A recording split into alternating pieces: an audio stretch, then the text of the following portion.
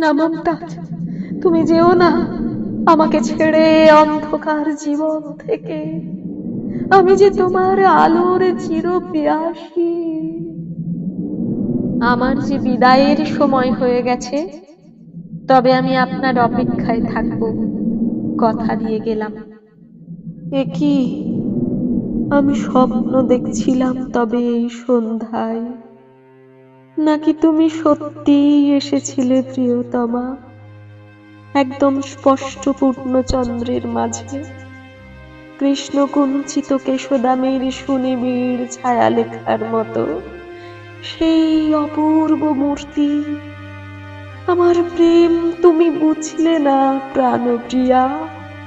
তবু তবু তুমি যখন অভিমানে অভিযুক্ত করে গেলে, আমি শিরোধার্য করে নিলাম আমার অপরাধ।